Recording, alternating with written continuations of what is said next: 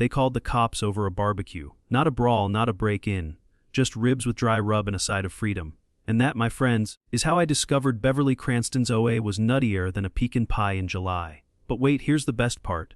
That night she decided to declare war over a barbecue. I witnessed the most absurd, calculated, and downright outrageous power play I have ever witnessed. Buckle up, because this isn't just a story about grilled chicken. It's about burning down a regime. You ever grill something so juicy, so gloriously seasoned that it triggers a neighborhood crisis? I wasn't hosting Coachella, I was flipping chicken thighs on a Tuesday. But apparently, Beverly, the HOA president with the personality of a fire drill and the charm of an expired coupon, had been waiting for a reason to pounce. She rolled up in a golf cart with all the grace of a DMV printer jam, clutched her clipboard like it was a holy artifact, and barked, "Sir, this is an unauthorized flame event." I blinked. Was she citing me for dinner? Now, I've done a lot in life, served on a fire crew, raised 3 kids, built my own dock. But never, and I mean never, have I seen a woman treat a Weber grill like it was an unregistered weapon. I told her calmly, "Mom, I've got a fire extinguisher, a permit, and a rotisserie chicken that could bring peace to warring nations." She didn't care. She was too busy flipping through laminated HOA rules that looked like they were typed in Comic Sans and printed at Kinko's during an emotional breakdown. 10 minutes later, the sirens came screaming down the street like I'd summoned Satan with a spatula. 2 officers stepped out, looked at me, then looked at Beverly like even they couldn't believe she'd wasted gas for this. I offered them a plate, because I'm Southern and manners matter. But Beverly shrieked, "Do not accept bribes from the griller." One cop whispered to the other, "Malam, it smells incredible, but I think it's just dinner." No citations were issued, but Beverly left furious, like I just unseated her from the HOA throne with barbecue sauce. That night, as the lake glowed gold and the grill cooled beside me, I knew this wasn't just about meat, it was about principle. I wasn't gonna let a woman who ironed her shoelaces and alphabetized her birdseed run me off my dock, so I pulled out my deed, poured a glass of sweet tea, and started digging. Because if Beverly wanted to play games, she'd just lit the coals under the wrong man. She tried to shut me down over chicken. But wait till she finds out who really owns the road under her golf cart, me. She told the HOA board I was inciting flames of rebellion. "Lady, it's a propane tank, not a Molotov cocktail." I cracked open the HOA rulebook like it was a crime novel, and found the smoking gun on page 27, right between seasonal decor height limits and permitted lawn gnome quantities. A new clause, bolded and smug, declared, "No open flame within 20 feet of any body of water." Sounded oddly specific, especially since it had a timestamp from exactly 5 minutes before Beverly came screeching into my dock party like Judge Judy on wheels. That wasn't a regulation, that was a custom booby trap, drafted by someone who thinks propane and arson are synonyms. The real surprise came later, when neighbors stopped waving. One guy turned his sprinkler on just as I walked by, like I was some kind of contaminant. Carol from 3 doors down started clutching her Yorkie like I might chair it. The HOA group chat was lighting up with vague, safety concerns and articles about fire-prone homeowners, which I'm pretty sure was code for me. Even the mailman started looking nervous, like delivering my electric bill might ignite the block. But the gut punch came from an 8-year-old. I was trimming hedges when little Tommy from next door wandered over and said, "My mom says your our insurance might go up." That sentence hit harder than the 250 citation Beverly slipped into my mailbox like it was a love letter from the IRS. I laughed and said, "Well, your mom's probably right. Good ribs do raise expectations." But inside I was steaming harder than a brisket in July. Still, I wasn't about to let HOA fiction override basic fire science. I printed out safety specs from the grill manufacturer, highlighted the HOA's own contradictions, and stuck it to the mailbox post like a public service announcement. That night, I barbecued again, without flame, using an electric griddle just to be petty. Beverly showed up anyway and shouted, "This is an escalation of hostility via appliances." I told her, "Mom, this is salmon with lemon zest. The only threat here is to cholesterol. Tyranny doesn't always come in tanks, it shows up laminated and double-sided." Beverly wasn't just writing rules, she was rewriting reality. But if she thought I'd fold like a lawn chair in a Florida thunderstorm, she clearly hadn't seen my workshop, or my fireproof documentation binder. She thought I'd cave with one violation. I've got a garage full of fire extinguishers, and a lawyer who smokes pork. You ever get fined for culinary terrorism? Apparently ribs on Tuesday are a security threat now. It started with darkness, and not the poetic kind. I was flipping burgers when the dock lights blinked once, sighed and died. No flicker, just full blackout, like someone pulled the plug on my evening piece. I checked the breaker, the power box, the grill, even my own sanity. Everything pointed to one conclusion. Someone had clipped the line like they were pruning roses with a vendetta. Beverly, of course, blamed storm damage, which was curious since the last raindrop to hit our street was in 2022 and it apologized when it landed. The next day I called the electric company. A kind woman named Tasha, who sounded like she'd seen one HOA meltdown too many, pulled my records. "Sir," she said gently, "we haven't dispatched anyone to your property since 2021. If someone touched your wiring, it wasn't us, and it wasn't legal." That sentence hit harder than Beverly's perfume. Suddenly, this wasn't about fire safety. It was about sabotage. Cold, premeditated, extension cord, cutting sabotage. That's when I shifted from cookout casualty to evidence archivist. I set up motion, triggered cameras around the property, ones Beverly later accused of being poetic, as if I were auditioning for Homeland Security with a doorbell cam. I downloaded OA newsletters dating back to the Bush administration, highlighted every suspicious clause, and started cross-referencing with neighborhood complaint patterns. I even pulled out the original property blueprints, because if you're going to fight a clipboard warrior, you bring blueprints, not barbecue tongs. Then came the moment I knew we'd crossed from absurd to historic. Beverly marched down the street, heels clacking like judgment itself, and shouted, "Unauthorized lighting will be prosecuted to the full extent of the electrical code." I stared back with a smile that said, "Lady, I know where your fiber optic lines run. The power games were officially live. If your light goes out, check the fuse, But if it goes out and Karen's grinning like she just got promoted in the HOA Hunger Games, check the footage. Because sometimes the fuse box ain't the problem. It's the one holding the laminated bylaws like they're commandments from a burnt-out Moses." She snipped my cable like it was ribbon at a mall opening. "Let's see how she likes her wires exposed. May you ever get fined for culinary terrorism? Apparently ribs on Tuesday are a security threat now. It started with darkness, and not the poetic kind. I was flipping burgers when the dock lights blinked once. Sighed and died. No flicker. Just full blackout like someone pulled the plug on my evening piece. I checked the breaker, the power box, the grill, even my own sanity. Everything pointed to one conclusion. Someone had clipped the line like they were pruning roses with a vendetta. Beverly, of course, blamed storm damage, which was curious since the last raindrop to hit our street was in 2022 and it apologized when it landed.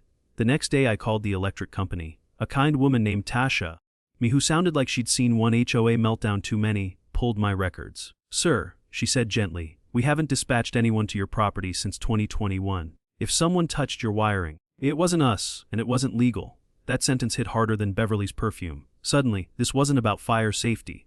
It was about sabotage. Cold, premeditated extension cord cutting sabotage. That's when I shifted from cookout casualty to evidence archivist. I set up motion, triggered cameras around the property, ones Beverly later accused of being poetic, as if I were auditioning for Homeland Security with a doorbell cam.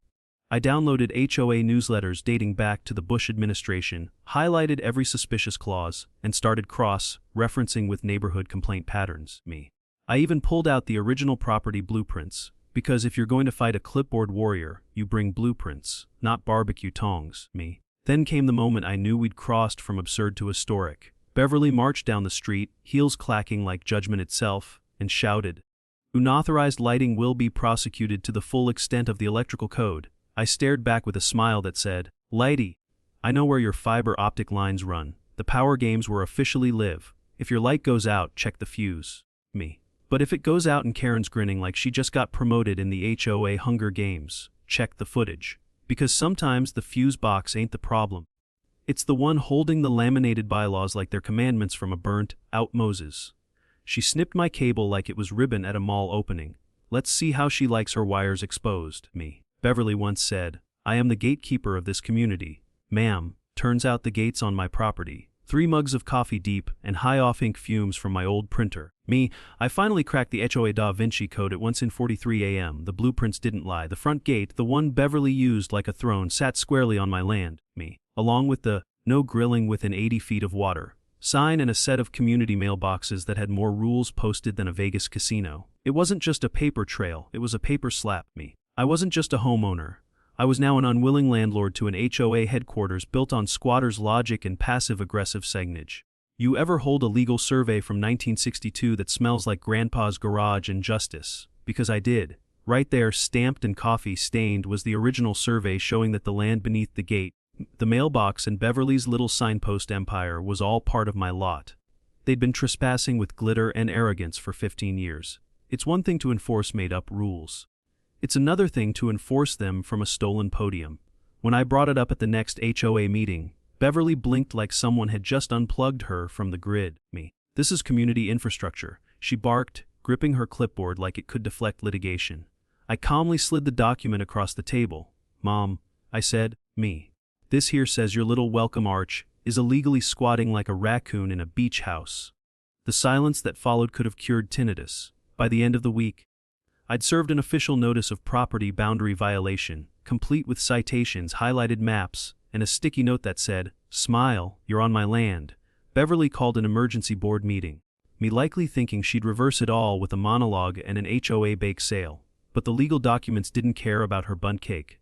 The truth was caffeinated and notarized. Want to find truth? Don't follow the lady with the loudest shoes and the meanest pen. Follow the old maps, the county records, and the coffee-stained evidence that says, "Nice gate, wrong address." She built her empire on my land. Let's see how fast she folds when the king wakes up. I started my HOA presentation with, I brought receipts and a projector. She brought a laminated tantrum. You ever seen a grown woman go to war against a laser pointer? Beverly did, twice. I stood at the front of the community rec room with 30 folding chairs of skeptical neighbors, staring at me like I'd interrupted bingo night. Behind me, a blown-up survey map, 3 columns of receipts, and a Google Slides masterpiece titled, How the HOA Spent Your Money and My Property. First slide, 2,500 in AOA funds for gold-plated mailbox numbers. Next slide, a photo of those same numbers, me looking like Liberace moonlighted as a postman. Beverly cut in with her usual volume set to car alarm. This is a misunderstanding of communal enhancement procedures. She snapped, me waving her laminated folder like it had diplomatic immunity. But mid-rant her heel caught on the edge of a folding chair, and she went down with the grace of a startled emu. The audience gasped. I offered a hand. She swatted it like I'd asked to borrow her curling iron. Mom, I am the authority here, she hissed, while I clicked to the next slide. Unauthorized expenditures and fancy numbers no one asked for. Then came the video. Security cam footage from my neighbor's upstairs window. Beverly in full AOA cosplay, polo shirt, clipboard, rage, was seen dragging a trash can 5 feet off someone's driveway, snapping a picture, then returning it. Twice the gasps turned into whispers, and the whispers into mutiny. One woman near the back muttered, Is that why I got cited for refuse misalignment? I paused the video, let the silence sit for a beat, then said, Folks, this isn't community service. It's performance art for tyrants. She stood up again, shaking with a cocktail of fury and hairspray, and shouted, You don't deserve to live in this community if you won't respect order. A neighbor laughed out loud. Another took out their phone, and Beverly, she sat back down so fast, her clipboard hit the floor like a guilty conscience. You can fake a violation, you can laminate a lie, but the truth's got playback speed and a zoom feature. She faked a crime. Let's see how she handles a real one in front of the board. The vote tally, 42 neighbors for removal, 1 against, and yes, it was Beverly. She even raised both hands. You ever seen a tyrant try to filibuster a neighborhood vote? Beverly tried. She stood up, both arms in the air like she was leading a Zumba class for denial. This is a witch hunt fueled by propane and pettiness, she cried. I swear I saw someone in the back hold up a lighter like it was a concert. Bob, the treasurer with the charisma of an expired saltine, leaned into the mic and deadpanned, We're voting, not exorcising. The count didn't even take 5 minutes. 42 residents voted to remove her. Beverly, unapologetic and shaking like her Botox had hit a nerve, voted twice for herself. I'm using my dual authority as president and secretary, she huffed. Someone shouted, You're barely qualified to coordinate a bake sale. The crowd laughed. It was the kind of laughter that breaks a regime. One neighbor leaned over to whisper, I'd trust a raccoon in a tool shed more than her at this point. Then Bob, bless his formerly spenless soul, stood up and dropped the mother load. He read line items off a report like a disappointed dad reading your browser history. According to the last 5 quarters, $9,300 in HOA dues were spent on structures never authorized by the board. Pause. Including a concrete archway that says Welcome Home, which, by the way, is on Mason's land. Gasps, chuckles. One guy booed like it was a bad stand-up set. Beverly tried to interrupt, but Bob cut her off like a surgeon with scissors. You knew you had no approval, he said. You lied to every one of us. That's when it happened.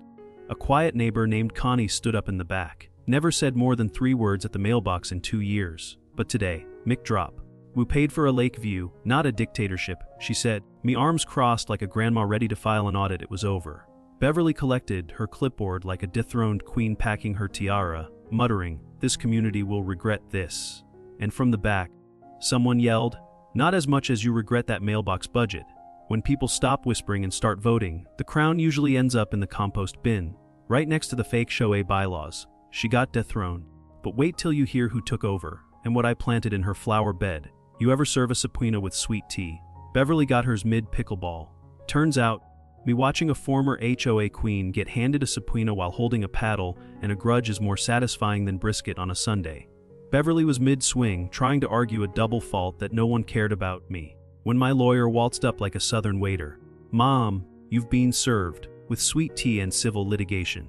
I don't know what dropped harder, her jaw or the pickleball. And yes, me, we included emotional distress over her lawn gnome army that scared 2 toddlers and my golden retriever. The charges: trespassing, unauthorized use of private property, financial misconduct, and, my favorite, emotional intimidation via lawn decor. Apparently, when you plant 19 ceramic flamingos spelling "Grill Boy out," the legal system starts asking questions, me. Her lawyer showed up in court dressed like a tax return and tried to argue community sentiment. The judge leaned over and said, "Miss, sentiment doesn't excuse fraud." It was the first time I saw Beverly blink like she wasn't in control of the HOA thermostat. Meanwhile, I was elected interim president of the newly formed HOA Reform Board. Me. First order of business, shredding the fake fire clause and replacing it with the grill code, which basically says if it sizzles and doesn't explode, it's legal. We held the next neighborhood meeting in lawn chairs on my dock. No clipboards, no passive-aggressive fruit trays, just ribs and rationality. One elderly couple brought a boom box and played Motown. Someone joked, "This is the most peace we've had since Beverly outlawed wind chimes for being too chaotic." But karma wasn't done. Meet the EPA dropped a $9,000 fine on Beverly after discovering she directed excess silt into the protected lakebed during her land beautification initiative. Apparently, bulldozing cattails without a permit isn't just tacky, it's illegal. Her fancy brick mailbox, repossessed by the contractor she never paid. I walked past her house later that week and saw a pile of Amazon boxes stacked on a folding chair where the mailbox used to be. A neighborhood kid whispered, "Me." She went from HOA president to porch pirate real fast. Justice doesn't wear a robe and gavel in these parts. It rides shotgun in a folding chair with barbecue sauce on its chin. She's banned from the HOA, me. But wait till you hear how I recycled her old gate. The neighborhood threw me a thank you barbecue. Someone brought a piñata shaped like a clipboard. It felt, me, healing. It started with a brisket and ended with a round of applause. Freedom Dock, as it's now proudly called, me, saw more joy in one afternoon than it had during 15 years under Beverly's grilled dictatorship. Folks brought dishes with names like due process potato salad and C's and desist dip. The grill, once a symbol of HOA oppression, now bore a hand-carved sign that read "Justice, me." The kids named it that right after one of them asked, "As it true Miss Beverly banned hot dogs for being too festive?" Beverly, meanwhile, had retreated to the far side of the cul-de-sac, managing a Facebook group called Citizens for Quiet Shrubs. It had 3 members, all of them named Beverly. She still tried to pass rules from her porch. But it hit different when your bylaws are printed on clipart and your board meetings are just you and a confused cat.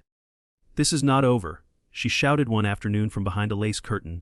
"Ma'am, me. This is a block party, not a courtroom," I replied, flipping ribs with the confidence of a man who's legally unbeatable. The final act of poetic justice, me. I took that marble mailbox she once used as a throne, repossessed, dethroned, and dented, and planted it in my backyard garden next to the tomato vines. Slapped a bronze plaque on it that read "Return to Senders, me. Authoritarian dreams." Every time I water the garden, I give it a little wink. It's where I now store grilling spices, HOA flyers I never asked for, me, and the occasional passive-aggressive letter from Beverly that smells like lavender rage. At sunset, we lit a few citronella torches, toasted to the end of tyranny, me, and laughed about the time she fined someone for having excessively joyful bird feeders. One neighbor said, "You didn't just fight back, you remodeled the battlefield." That hit deep, me, because this wasn't just about zoning drama or property lines. It was about legacy, sanity, and the freedom to barbecue without backup from the sheriff. In the end, the HOA didn't just get reformed, it got a recipe for humility, served with sides and sweet tea. The biggest fires come from the smallest sparks, and sometimes from barbecue tongs, me. So if you're watching this and thinking, it's just an HOA story, I'll tell you what, it's your story too. Maybe you're not fighting over grilling me, but maybe you've got a Beverly in your life, someone who tries to control you with petty rules, fake authority, or silence dressed up as order. You don't need a law degree to push back, just some courage, a bit of strategy, and maybe a copy of your property survey. This story wasn't just about one man and a barbecue. It was about reclaiming dignity, community, and personal peace in the face of quiet tyranny. It taught us that abuse doesn't always wear a uniform. Sometimes it wears khakis, a tight ponytail, and holds a clipboard. It reminded us that small actions, checking a map, filing a form, hosting a grill out, can lead to big changes. It's a story about legacy, not the kind left in plaques and bylaws, but the kind you create when you inspire others to speak up, It's about revenge, but the clever, healing kind. The kind that builds instead of burns. And most importantly, it's about laughter, Because if you can't laugh at a tyrant whose empire was built on the wrong property, what can you laugh at? If this story made you smile, made you think, or made you want to check your backyard for a rogue mailbox, do me a favor, like this video. Drop a comment and share your own wild HOA tales. We know you've got one, And make sure you subscribe so you never miss the next time we turn clipboard chaos into community barbecue. Because as long as there's a Karen with a rulebook, I'll be here, with brisket, receipts, and one hell of a punchline.